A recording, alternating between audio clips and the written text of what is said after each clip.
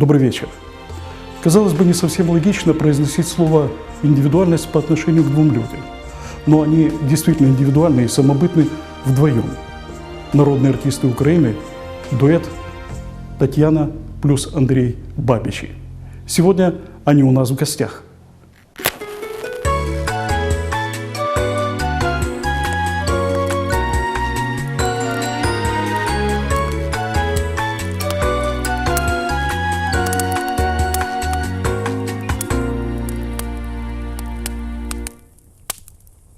Татьяна и Андрей Бабичи, участники единственного профессионального семейного дуэта на Днепропетровщине «Татьяна и Андрей», народные артисты Украины. Добрый вечер. Добрый вечер. Добрый Я вечер. очень рад вас видеть здесь, вот возле нашего камина. И знаете, вот первый мой вопрос связан вот с чем. Вот часто вот сидя вот здесь со своими собеседниками, я волей-неволей убеждаюсь в том, что пути в профессию – это как пути Господни, неисповедимы. Каждый приходит в нее по-своему.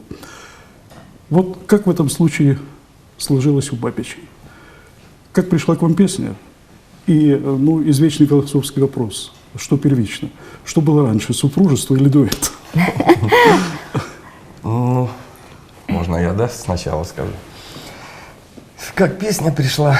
Я думаю, что песня пришла ко мне с очень раннего возраста, еще когда я был маленьким ребенком. У меня семья музыкальная, хотя и в селе жили, там трудились, но дедушка на скрипке играл, бабушка очень хорошо пела, мама. И еще помню, у нас часто в селе было так, когда кому-то строят хату, там, всем селом собирались, тогда не просто так, что сами себе, а всем селом собирались, друг другу помогали. И потом застолье после всего это было, и народные песни. Вот это песни, которые завораживали, просто я влюблялся в них, в каждую песню, такая, насколько они такие душевные, протяжные были. Вот такие. Даже если бы не хотел, не запеть невозможно. Это точно, да.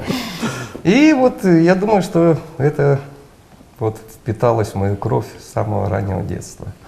А у меня было наоборот.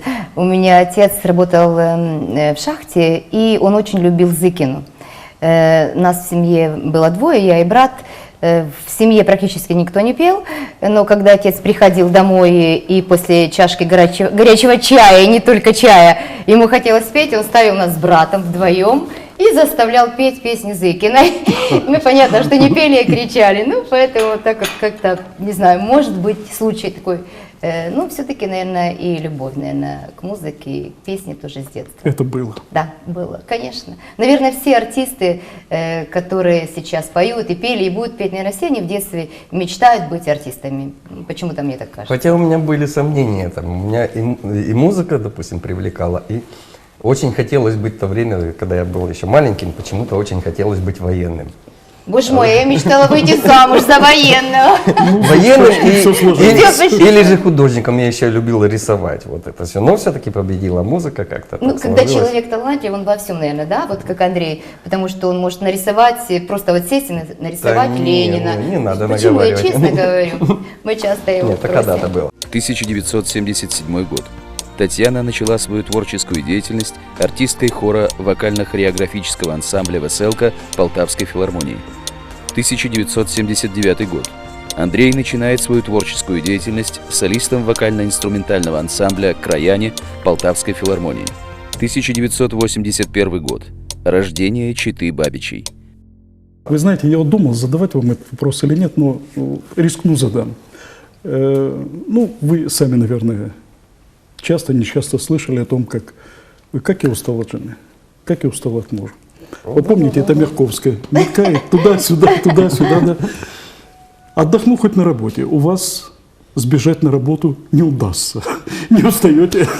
Честно говоря, вот 30 лет мы вместе, и, конечно, можно сказать, с одной стороны, да, это хорошо, а с другой стороны, очень тяжело, потому что... Говори хорошее, потому что передача закончилась. Потому что, когда и на работе, и дома все время вместе, конечно, это выдержать мне, это памятник надо поставить 100%. Так, тебе просто... Не, я сейчас, слава Богу, что она сейчас директор органного зала, И у меня отдушина появилась, что я теперь более-менее Свободное время, да? Тебе просто повезло. Да. Ты женился на красивой, умной и талантливой. А что, и так бывает? Конечно, как вообще можно уставать от жены? Ну, я его, конечно, прекрасно понимаю. Поэтому, когда даже звоню с работы, то он часто не берет трубку. По-видимому, у него начался беспрерывный отпуск от супруги. Вы очень импульсивно отвечаете на этот вопрос, поэтому я не удержусь от следующего вопроса. Уж извините, провокационный. А как вы ссоритесь? Вот обычных людей, если ссоритесь, у обычных людей это бывает как? Ну, дома. Тарелки плохо вымыты, да? Пыль слоем лежит на мебели. А вы вот, какие упреки можно услышать там? Ты что же это верхнее не дотягиваешь? Такое бывает, нет? Нет, у нас насчет этого такая практика, что мы уже как-то даже к этому привыкли. У нас состояние жизни постоянно в ссоре. Мы как итальянская семья, и у нас так и говорят, потому что вместе Ссора, которая заканчивается благополучно. мы же вместе на работе, вместе дома. Мы, конечно, постоянно ссоримся. На работе Андрей, ну, лидер у меня, он прекрасно поет, и поэтому, когда мы на сцене и живой звук, мы стараемся всегда петь живым звуком, то понятно, что где-то, возможно, я не дотягиваю, как вы говорите, и Андрей постоянно мне делает замечания. Он может при всех сделать замечания, ну, все к этому уже привыкли. Ну, а дома, конечно... Ну, правильно, не буду же я сам себя критиковать. Я понимаю, что это те ссоры, которые предполагают обязательный компромисс. Да. Убежден в этом. Хотя мы, когда ссоримся, мы можем поссориться и сразу же разговаривать. Дома, допустим, когда мы приезжаем вместе с работы, то понятно, что ссоры не прекращаются, потому что у меня муж дома ничего не делает, это я правду говорю, дорогой, ты не Это обижайся. тоже работа ответственная. То есть все практически делаю я. И вот мы с ним живем уже более 30 лет, да? 30 лет, и за все 30 лет он ни разу раньше меня не проснулся. Он всегда встает и с постели кричит: Это я «Таня, почему? сделай мне Чтобы не кофе». разбудить тебя лишний раз. Да. Да, чтобы ты дольше поспал. В общем, есть Понятно. вещи, которые сейчас, кажется, узнаются впервые. Нет, а по поводу, допустим, чем закончилась ссора. Помните, как 13 стулья пан Гималайский ответил? Говорит, Напомните. да, говорит, чем закончилась ваша последняя ссора с женой? Говорит, как обычно, приползла ко мне на коленях. И что она сказала? Вылезай из-под кровати, подлый трус. На что я тебе могу ответить, дорогой, что мужчины всегда ведут игру жизни, но результат этой игры знает только женщина. Вот на этом мы эту тему и закончим. Понятно. А ты Ну, опять поссоримся. А то, что вы спрашивали, Евгений, по поводу, что было раньше, песня или супружество, то, конечно, была раньше песня, но супружество было не так долго, правда? Мы пришли после училища работать по направлению в Полтавскую филармонию. Андрей работал тогда в известном ансамбле «Краяне», а я в вокально-хореографическом ансамбле «Веселка». И я там была комсоргом филармонии, ну и понятно, мужчины в Краянах никогда не оплачивали комсомольских взносов. Понятно, что я вызывала их на собрание. Андрей, правда, не очень ходил, но когда он попал на собрание, я ему задала вопрос: почему вы, Андрей, не платите комсомольские взносы? На что он мне ответил: я не хочу платить комсомольские взносы, я лучше на эти деньги поведу тебя в кино. Ну, с чего и началось наше знакомство. Теперь я понимаю, кто комсомольский лидер в семье. Да. 1983-84 годы. Работают артистами хора ансамбля песни и танца «Ленок» Житомирской филармонии. 1984 год. Татьяна и Андрей работают в ансамбле «Серпанок» Волынской филармонии и в ансамбле «Крылья» Запорожской филармонии. 1985-88 годы. Андрей – артист-вокалист, Татьяна – артистка вспомогательного состава вокально-инструментального ансамбля «Водограй» Днепропетровской филармонии. 1989 год. Андрей Бабич работает в Черновицкой филармонии артистом-вокалистом вокально-инструментального ансамбля «Черемыш». 1989-1992 годы. Создание фольклорного ансамбля «Вечерницы» в городе Днепропетровск, где Татьяна работает артисткой, а Андрей – художественным руководителем. 1991 год. Становятся лауреатами первой премии регионального конкурса современной песни «Червона рута». Знаете, ну вы прекрасно это знаете, что у каждого творческого человека, не только у творческого, всегда перед глазами, в душе есть опыт какой-то личности, который, ну, скажем так, предположил дальнейшее развитие вот, творческого потенциала, который есть у людей. Да? Я, например, вот с благодарностью вспоминаю человека, это был собственный корреспондент программы «Время» Юрий Аделонг, у которого я, ну, посчастливилось подглядывать, как работает журналистика. У вас есть имена, которые вы вспоминаете с благодарностью? Есть, конечно, хотя, как говорится, не создайте себе кумира, но я очень уважал и очень любил Муслима Магомаева. Я перепел его весь репертуар, когда мне было еще 14-15 лет. И еще очень мне нравился Карел Гот. Вот это такие люди-легенды, которых я очень любил. И мне как, ну, где-то наверняка чем-то подражал даже в то время. Хотя сейчас, даже если мне кто и нравится, допустим, пение, я никогда не подражаю, я стараюсь. Даже если я перепеваю ту же песню, допустим, все равно я делаю ее по-своему. Ну, меня, конечно, Зыкина. Это детство. От отца это, осталось, Да, да? от отца осталось, таки да. У вас завтра концерт. Вот как вы настраиваетесь на него, как готовитесь? Ой, это целая история, Жень. Можно я скажу? да? Можно, конечно. Это А кто целая здесь история. директор? Понятно. Мы когда собираемся, завтра концерт, вечер. Так, костюмы собираю я. Все принадлежности концертные я. Я даже спрашиваю, положили ли сценарий, положили его звукорежиссеру, взяли ли микрофоны, и у нас начинается ссора. Почему ты не позвонил администратору, почему ты не позвонил? И вот такая, так мы всегда собираемся. Хотя, Вот почему на Востоке 3 женщины, как минимум. Чтобы Боже. успевали все делать. Да. Ты меня пугаешь, дорогой. Чем старше, Ну, тем если те не мысли успеваешь. какие-то на восток. Для этого же нужно иметь не только 3 жен, но и обеспечить их. Вот поэтому я только с дорогой, одной. да. Ну, Пока. давайте вспомним и главное, это что и тещи. Да, и Да, тетя. выдержит 3 Да.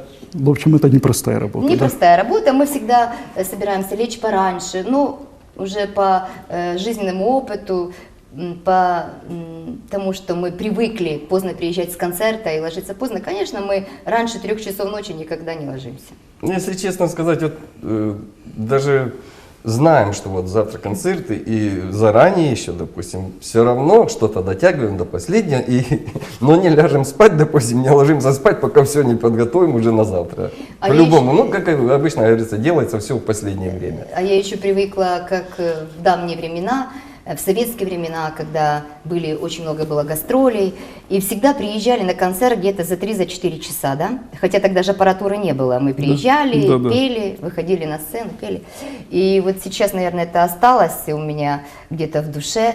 И я всегда говорю, ребята, давайте приедем, чтобы мы часа за 4 были на концерте. И все начинают возмущаться, особенно Андрей. Почему так рано? Что мы там будем делать? Вот привычка приехать раньше. чтобы Нет, всё ну я было. раньше тоже люблю, но не настолько же. А вот скажите мне откровенно, вот у вокалистов, скажем так, вот приходит какое-то время, когда, ну вот уже все, профессия свершилась, и нет возможности для профессионального роста, и остаются уже вопросы техники, там, ну скажем так, лелеяния голоса, связок, или я не прав? Нет, ну мне кажется, что если человек при здравом уме, так можно сказать, допустим, и есть здоровье, там, петь, творить, мне кажется, что это не поздно, и когда даже и в 100 лет. Потому что, ну, стоять на месте никак нельзя, и тем более на сегодняшнее время. Я думаю, тут нужна и какая-то новизна, допустим, как вот мы стараемся делать. Мы не уже. о том, А дорогой. о чем? Мы Вот я не на неправильно Востоке, понял. конечно. Я думаю, что нет. Спрашивают, как вы лелеете свой голос, когда стареете, и голос может пропасть? Я правильно Нет, я не Нет? имею в виду Значит, старость. я не права. Нет, я имею в виду, вот техника работы с голосом, скажем так, ну, вот уже достигла какого-то совершенства, да? Вот есть еще возможность, необходимость для того, чтобы, ну, скажем так, ставить свой голос, для того, чтобы он звучал ярче. Вот Есть, это конечно. повседневная Сейчас работа. просто, да? Конечно, Или потом есть, действительно да. просто технические моменты выступают сильно? Есть, но есть и лень еще, знаете, вот, я вам честно скажу, есть еще и лень присутствует к этому. Ну, Когда во-первых, есть опыт все-таки, да? во-первых, по-любому, я уже, когда-то мы говорили на эту тему, я стараюсь быть как поезд на рельсах. Злоупотребляя даже, можно сказать, сигаретами там, и тому подобное, но при всем при том я знаю, что если у меня завтра, послезавтра, там, через неделю концерт, я никогда не выпью очень холодной воды там и тому подобное, допустим, потому что я знаю, что мне нельзя. Вот это, допустим, Но бывает еще, извини, Андрей, но бывает Ну еще вот кофе можно выпить. Да, Ну, кофе конечно. отменный, спасибо. Но не перед концертом. Перед концертом я чай пью. Ой, но бывает, скажу, что такие ситуации, когда вот завтра такой ответственный концерт, и как назло, не смыкание связок. Такое Да, бывает. бывает, Вот бывает. это закон подлости. Бывает. Ну, в основном же всё даже нормально. бывает, что простуда там какая-то, но мы лечимся очень активно, и такие лекарства принимаем, Да, что в вашей поднимает профессии мертвого. болеть нельзя. Но все равно, даже если мы заболели, если даже я когда-то работала и с С воспалением воспалением легких, легких даже работала, тоже, да. даже Бывало если, такое. хотя, конечно, воспаление легких это немножко другое, а когда, конечно, не смыкание, то очень тяжело. Но как-то у нас не было таких, да, Ну, слава богу, да. моментов. Тем чтобы- более, что, я же говорю, мы под фонограмму не работаем, мы всегда работаем, мы живем. 1992 год. Создание творческого семейного дуэта Татьяна и Андрей. 1998 год. Присвоение Татьяне и Андрею Бабичам государственной награды почетного звания «Заслуженный артист Украины». 2001-2002 годы. Победители фестиваля «Мелодия двух сердец». 2004 год. Андрей Бабич заканчивает Киевский национальный университет культуры и искусств по специальности режиссер эстрады и массовых мероприятий, театральное искусство. 2010 год. Присвоение Татьяне и Андрею Бабичам государственной награды почетного звания «Народный артист Украины». С 2011 года Татьяна – директор, художественный руководитель, а Андрей – солист-вокалист ОКП «Днепропетровский дом» органной и камерной музыки. Ну, приходят моменты неудовлетворенности собой или своим партнером в данном случае. Что после этого следует? Ну, вот я скажу, что бывают часто такие моменты неудовлетворенности. Но я бы сказал, скорее всего, обиднее всего, когда ты не удовлетворен собой, даже не партнером, потому что это тогда настроение такое паршивое, вот честно говорю, что тогда в тот же день, вечер садишься и рассуждаешь, почему так, что и что надо делать для этого. Ну, Вот. у нас в основном на сцене, да, я веду концерты или какие-то там презентации, Андрей в основном поет. Но если он начинает говорить, я, конечно, злюсь, потому что бывает такое, что он говорит не то, что я бы хотела как режиссер слышать. И потом, конечно, после концерта мы начинаем ругаться, мы недовольны. Я ему говорю, что ты не то сказала. Андрей говорит, ты не права. Я считаю... Не ругаться, достигать компромисса. Компромисса, да. Поэтому, конечно, это сложная такая процедура у нас в работе, потому что практически, если честно сказать, мы постоянно собой недовольны. Постоянно. То не там стал на сцене, то не так звучал микрофон, то не то сказали, то где-то, то, может быть, не ту песню спел. Вот Когда мы человек доволен собой постоянно, это уже опасно. у нас Я еще какая думаю. проблема, Жень, мы постоянно ругаемся по поводу репертуара, потому что у Андрея одни Свои взгляды на пристрастия, творчество, да? у меня Да, совершенно да. другое. Не, ну так это Я естественно. как Так же, режиссер- как в зале люди сидят, одни хотят одну песню, другие другую. На всех не угодишь. Мы стараемся делать концертную программу разноплановую, чтобы, если, как говорится, пришли зрители в зал, допустим, чтобы удовлетворить, допустим, своим творчеством, своими песнями, допустим, подбираем такой репертуар, чтобы было это от 14 до 70 лет. Но допустим. подбирать репертуар – это трагедия. Допустим, если мы принимаем заказ от кого-то, я как режиссер понимаю, что просит заказчик и ту песню, ту. С Андреем это просто трагедия. Это такая драматургия в подборе Да ладно. репертуара, потому что мне нужно одно, а он говорит, а я хочу вот спеть то, я хочу показать такую песню, я хочу, чтобы люди воспитывались на песнях. Ну, я хочу те песни, которые мне ближе тоже. А если зритель хочет и слушатель те песни, Ну, так которые есть же еще другие ты артисты, поешь, что и на мне же ну все свет это, клином не сошелся. Это вечная тема. бесконечная Вечная тема. Но зато, когда выступили с концертом уже по утвержденной вдвоем программе, я понимаю, тогда приходит удовлетворение, да? Ну, конечно, когда мы видим, что зрители довольны, когда приходят, люди благодарят, допустим, конечно, приятно это слышать. Но все равно мы знаем, что где, если зритель даже не заметил этого, где-то не дослышал, мы-то знаем свои проколы, где они есть. Все равно потом мы сами же делаем себе вот это все, как говорится, маленькую Да, ну мы вот, взбучку. спорим, да, с Андреем по поводу репертуара, но я все равно где-то в глубине души я понимаю, что он прав, потому что хочется не всегда перепевать чьи-то песни, а петь именно свои авторские песни, чтобы у тебя было твое творческое лицо. И мне никогда не стыдно, когда вот Андрей поет свои песни, он сам пишет и музыку, и стихи, и действительно это Не, приятно, ну, и перепевать зритель... песни здесь ничего плохого нет. Самое главное, я же говорю, чтобы все равно... Ну, не всегда. Если даже песню перепеть, чтобы она шла от тебя, а не копировать точно как того же певца, автора, допустим. Вот. С приходом Тани вас в органный зал, я так понимаю, да и знаю немножко, что у вас начались и другие элементы жизни, скажем так, творческой. Вот с чем они связаны прежде всего? Ну, во-первых, я работаю уже директором органного зала где-то полгода, и это новая страница в моей жизни, и не только в моей, но и в жизни Андрея, потому что это классика, это мировая классика, и музыканты великолепные.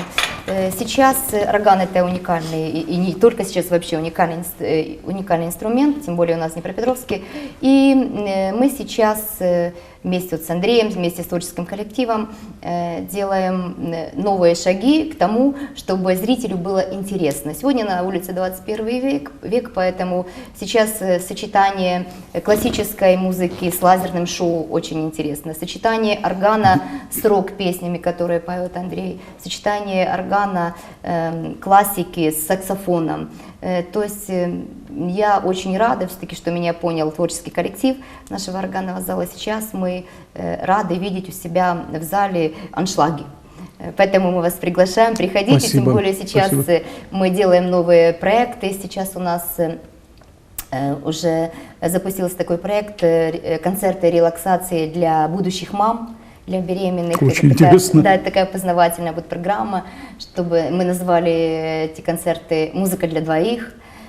Потом сейчас мы готовим новый проект на концерт в Ползунках, где у нас будут маленькие детки на сцене в Ползунках и будут слушать музыку, и мы будем знакомить родителей с той музыкой, которая должна звучать, когда ребенок отдыхает, и с той музыкой, когда они должны двигаться, играть. То есть сейчас мы создали, это громко сказано, создаем хор мальчиков для того, чтобы... Я только хотел спросить, с детьми... Ты ж вам пел уже- в хоре мальчиков Да, когда-то, я помню, да. Приходится с детьми работать Да, уже, да, да. Конечно, это очень интересно, Ну, потому недавно что пока недавно, только да, начали. мы сейчас буквально у нас всего лишь 12 человек, потому что ты же знаешь, что голоса мальчиков очень редки, и сейчас как-то не очень и родители, возможно, хотят, чтобы пели в хоре мальчиков. Но делаем первые шаги, и это очень интересно. Так что, Понятно. сочетаем еще, вот у нас звучит, допустим, клавесин, да, в органном зале вместе с органом. У нас сейчас такие вот средневековые танцы под звучание клавесина.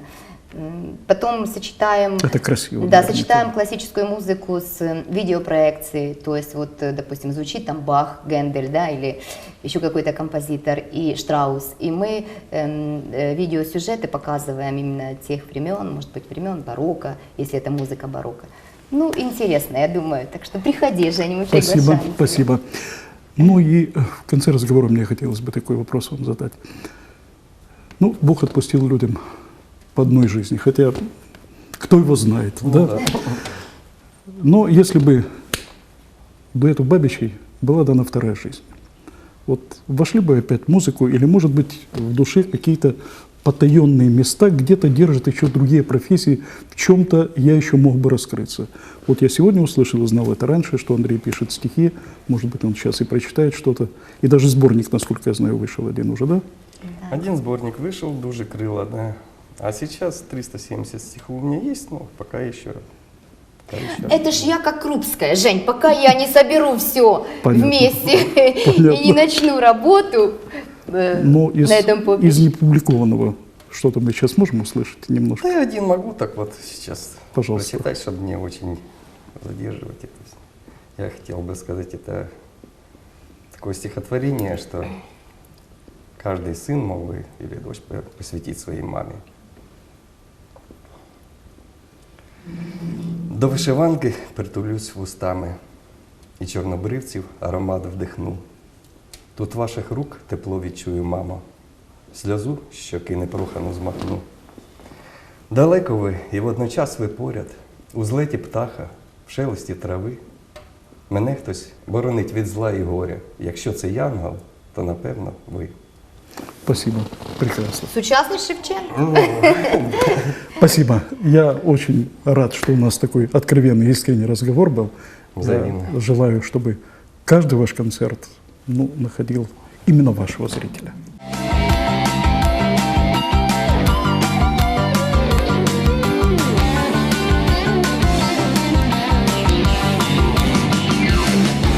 І, звичайно, негативні будуть прояви в житті. Як не маєш гривнів, а довкола всі круті.